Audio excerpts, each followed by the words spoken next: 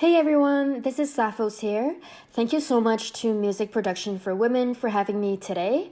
I am a self-taught producer and musician, and I started playing around with Logic Pro about a year ago. If you're interested in checking out some of my work, I mostly create pop, hip-hop, and rap songs, and write all my own lyrics as well. So check me out at soundcloud.com/Sapphoz, Sapphoz. And so today I will be sharing a production technique I use in a lot of my songs. It is an effect that I call the reverse chord effect. I don't actually know if that's the official name for this effect, but the name itself would make sense once you actually see what the effect is about. So without further ado, let's jump right into it. So I'm going to show you what this currently sounds like without the effect that I'm going to show you.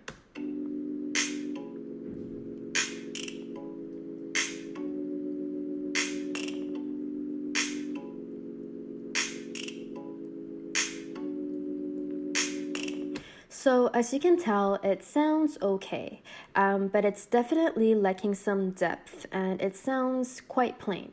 So what can we do to make that a little bit more interesting? So here is what it sounds like with the reverse chord effect.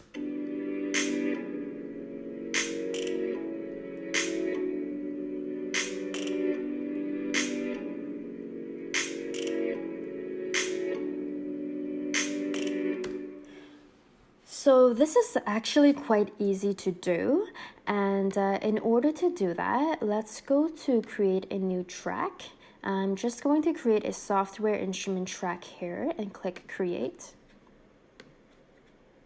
And for the instrument, there is some flexibility here in terms of what you'd like to use. I'd suggest using a piano, and my favorite one to use is actually the ghost piano. So just select that for your track. And as you can see, the chord progression for this song has already been created under the organ track. So all you need to do is to copy those chords and paste them into the newly created ghost piano track.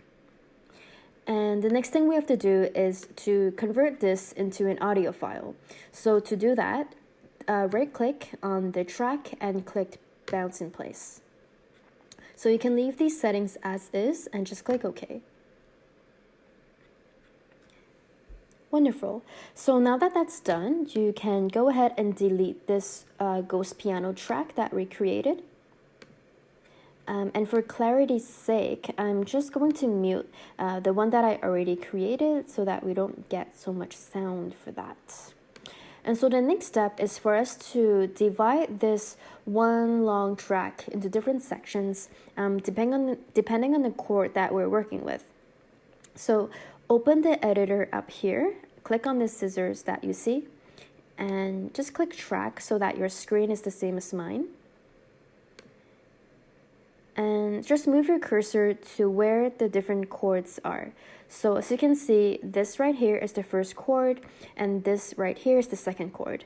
So put your cursor just in between that so that you can separate the chords. And then right-click on that and click Split Regions at playhead position. So do the same for the whole track, really identifying where is that transition point between the two chords, and right-click to split the region. So you do that for all of this.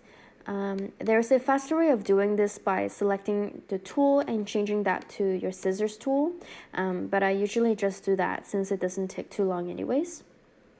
So as you can see now, we have divided the track into individual chords, and the next step is for us to reverse that. So let's highlight the first section that we created and click File, go to Functions, and click Reverse. Awesome. So as you can see, that has reversed, and we just want to do this for all the other sections that we created as well. So again, go to File, Functions, Reverse. File, Function, Reverse. Okay. Awesome, we're almost there. Reverse, and that's the last one. Amazing. So I will show you what it sounds like right now, and then we'll talk about how to add different effects to it so that it sounds a little bit more natural. So let's go ahead and play that.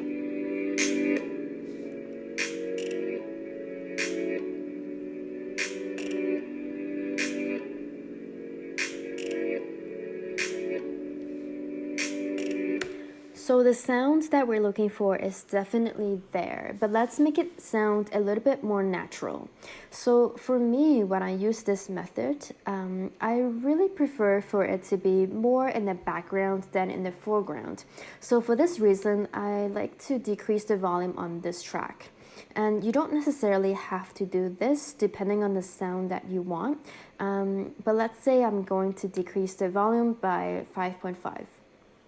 And then other thing we can do is to add some reverb to this track. So let's go to the inspector right there, and let's create something here. Let's click reverb, space designer, and stereo. And my favorite one to use is under large spaces, under rooms, and it is called the dark chamber. So this is the default setting for dark chamber, and this is where you can adjust how much reverb you want on the track. So why don't we just listen to what it sounds like right now on a default settings.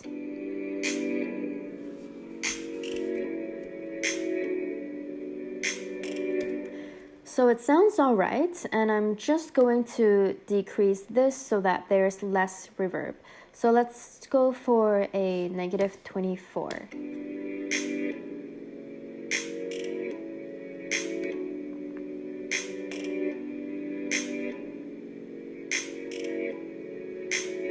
Awesome, that sounds great. And so I would encourage you to play around with different effects to see what kind of sound you like.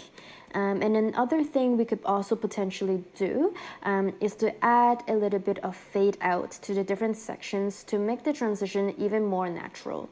So in order to do that, let's go to region right there and click more. And so let's highlight that. Again, try out different intensities to see what works most for you. But for the sake of demonstration, let's go with 1,000. Maybe that's a little bit too much, but why don't we see what that sounds like?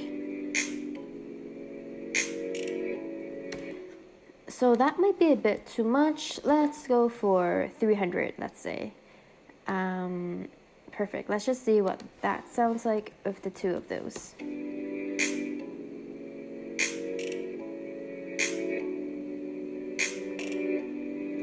So as you can hear, it does sound quite different from what we had originally. I just wanted to show you this in case you are interested in adding a bit of that fading out effect to your sound. For me personally, I tend not to use that much because I'm quite happy with how this sounds like right now, but that's definitely an option if you're looking for another kind of sound. So again, I want to just show you what it sounds like with the effect added on.